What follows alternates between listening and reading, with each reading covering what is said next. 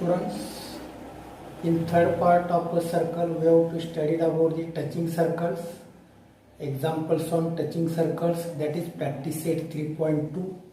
Now in fourth part today we are going to learn about the arc of circle, central angle, congruence of arc and theorems depends upon the arc and chord and examples practice set 3.3. Now let us start. म्हणजे दुसऱ्या वर्तुळाच्या तिसऱ्या भागामध्ये आपण दोन वर्तुळे स्पर्शिका, अंतरस्पर्शी वर्तुळे आणि बाह्यस्पर्शी वर्तुळे आणि त्यावरील उदाहरणे सराव संच 3.2 पाहिलेला आहे. आज आपण वर्तुळाच्या चौथ्या भागामध्ये आपण बघणार आहोत वर्तुळ कंस, केंद्रीय कोन, त्याचप्रमाणे एकरूप कंस, त्याचप्रमाणे जीवा यावरील प्रमेय आणि सराव संच 3.3 वरील उदाहरणे पाहणार आहोत. चला पाहूया. We have to study arc of circle म्हणजेच वर्तुळ कंस. Here line and circle are given.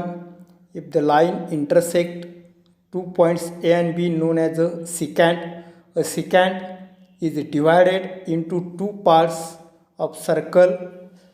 Center is one part and without center is the second part. AYB and AXB, there are 2 parts. The parts are known as the arc of a circle. From figure, arc AYB and arc AXB are known as the arc of circle. In center of a circle is on one side of a secant known as a major arc. Here the C is the center and the secant, that is one side of a circle. Therefore AYB is known as a major arc and remaining part AXB is known as a minor arc because center is not present in that part, so known as a minor arc. In figure, AXB is known as a minor arc and AYB is known as a major arc. म्हणजे आपल्याला इथं दोन line आणि एक वर्तुळ दिलेला आहे. ह्या वर्तुळ आणि लाईनमुळं जे दोन भाग तयार होतात, ज्या स्पर्शी म्हणजे छेदिकेमुळे जे दोन वर्तुळाचे भाग तयार होतात, त्यात प्रत्येक भागाला आपण कंस म्हणणार आहोत. इथं वर्तुळ केंद्र ज्या भागात आहे, सिकँडच्या किंवा छेदिकेच्या एका भागात आहे, त्याला विशाल वर्तुळ कंस म्हणतात. म्हणजे आकृतीमध्ये AYB हा विशाल वर्तुळ कंस आहे आणि केंद्र नसलेला जो भाग आहे म्हणजे हा AXB याला लघु वर्तुळ कंस असे म्हणतात. अशा प्रकारे सर्कलच्या या छेदिकेमुळे वर्तुळाचे जे दोन भाग तयार झाले त्यालाच आपण आर्क ऑफ सर्कल म्हणजेच वर्तुळ कंस असे म्हणतो. नाउ सेंट्रल अँगल म्हणजेच केंद्रीय कोन. When the vertex of an angle, here O is a vertex of an angle is the centre of a circle is called central angle. That means here O is a vertex of center, then the arc or angle is known as a central angle. In figure, O is a center of circle and angle AOB is a central angle. म्हणजेच आपल्याला केंद्रीय कोन बघायचा आहे. O हा वर्तुळाचा केंद्र आहे आणि केंद्राजवळ झालेला जो कोन आहे त्याला केंद्रीय कोन म्हणतात. आकृतीमध्ये AOB मापकोन AOB हा केंद्रीय कोन आहे. Here circle divided by 2 equal parts. AB is a diameter and divided by arc of 2 equal parts. Each measure of semicircular arc. Here the semicircular arc, here also semicircular arc, and measure of semicircle is a 180 degree. And if you complete the rotation, then total measure is a 360 degree. म्हणजे पूर्ण rotation केला तर 360 अंश होतो आहे आणि पूर्ण rotation असं केला तर 360 अंशाचा कोन होतो आणि अर्ध केला की 180 अंशाचा कोन होतो. याप्रमाणे म्हणजेच आपल्याला वर्तुळाचे दोन समान भाग होतात. एक भाग हा आणि दुसरा भाग असे दोन्हीही वर्तुळाला आपण अर्धवर्तुळे असे म्हणतो आणि अर्धवर्तुळाचे माप 180 असते. Angle measure of semicircle is 180 degree.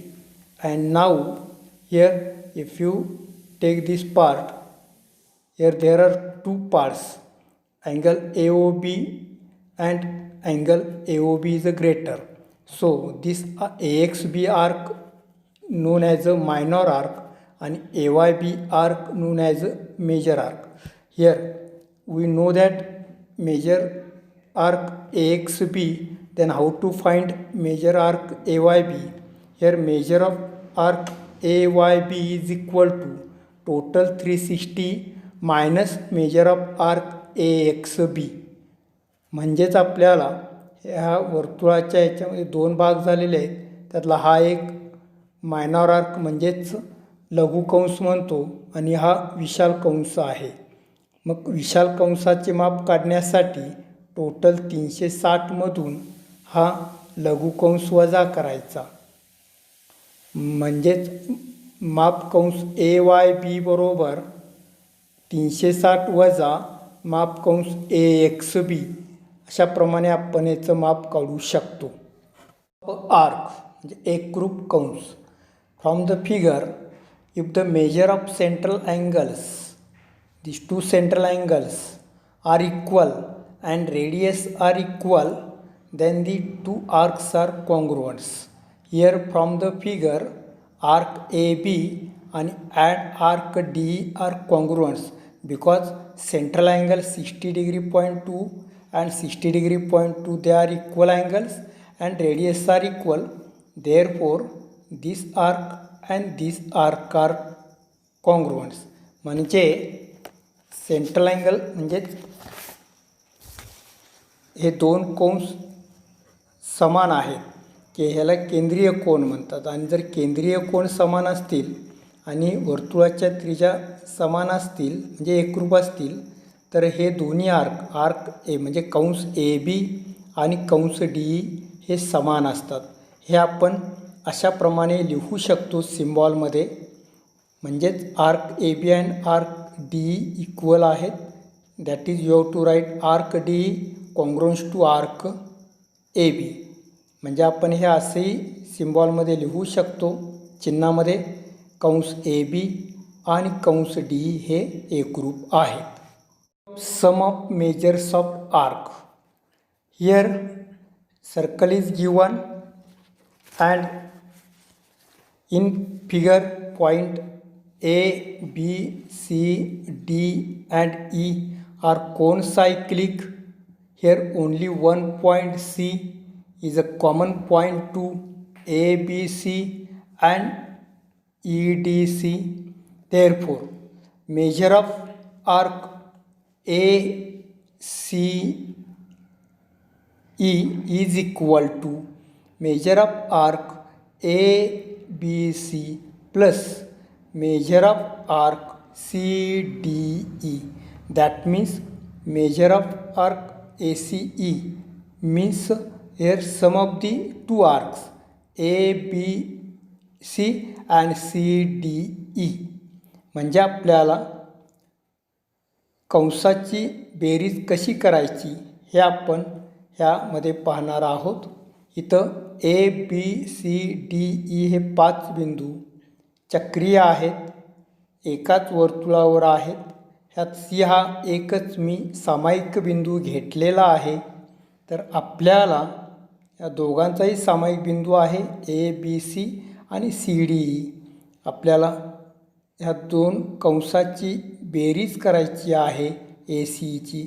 म्हणून कसं लिहायचं आहे, कंस ACE अधिक कंस CDE बरोबर माप कंस ACE. म्हणजे या दोन कंसाची बेरीज केली असता आपल्याला माप कंस ACE येणार आहे. Practice set 3.3 in the figure point G, D, E, F are cocyclic points of a circle with center O. Angle ECF is 70 degree. Measure arc DGF is 200 degree. Find the measure arc DE and measure arc DEF. Here solution. Here given measure arc ECF is 70 degree. Here measure arc EF is equal to measure angle ECF, means central angle and its corresponding arcs are equal. That means EF arc and the central angle are equal. Therefore measure arc EF are 70 degree. Now measure arc CDE is equal to, that means CDE is equal to total 360 minus measure arc DGF plus measure arc CEF. That means here DGF is given 200 plus 70, that is 270. Through 360 minus 270, that is 90 degree. Therefore measure arc DE is equal to 90 degree. Here we want measure arc DEF, that means total here we want. So how to find DEF? So measure arc DE plus measure arc EF is equal to measure arc DEF. That is measure arc DE 90 plus 70, that is 160 degree. Therefore measure arc DEF 160 degree. म्हणजे उदाहरण सराव 3.3 मधलं बिंदू दिलेले आहेत. GDEF हे चक्रीय आहेत आणि OC हा वर्तुळाचा केंद्रबिंदू आहे. म्हणून कोन ECF 70 अंश दिलेला आहे. माप कंस DGF 200 अंश दिलेला आहे. तर माप कंस CDE काढा आणि माप कंस DEF काढा. इथं सोल्युशनमध्ये माप कोन ECF 70 दिलेला आहे, जे 70 अंश दिलेला आहे. केंद्रीय कोन आणि त्याचा संबंधित कंस हे एकरूप असतात. म्हणून माप कंस EF बरोबर माप कोन ECF, कारण केंद्रीय कोन आणि त्याचा संबंधित कंस एकरूप असतात. म्हणून माप कंस CEF 70 अंश, म्हणजेच माप कंस EF बरोबर 70 अंश. त्याचप्रमाणे आपल्याला माप कंस DE काढायचं आहे. टोटल वर्तुळ कंसाचे माप 360 आहे. त्यामधून माप कंस DGF अधिक माप कंस CEF हे दोन्ही एका ब्रॅकेटमध्ये घातलेलं आहे. हे मायनस करायचं आहे. म्हणजेच माप कंस DGF 200 अंश दिलेला आहे. माप कंस EF 70 अंश दिलेला आहे. आत्ताच काढलेला आहे. 270 आले बेरीज. 360 न 270 गेले, 90 उरले. म्हणून माप कंस DE 90 आलेलं आहे. त्याचप्रमाणे आपल्याला माप कंस DEF काढायचं आहे. हे काढत असताना माप कंस DE अधिक माप कंस EF. माप कंस DE 90 अंश आहे. माप कंस EF 70 अंश आहे. दोघांची बेरीज केली असता 160 अंश हे DEF येणार आहे.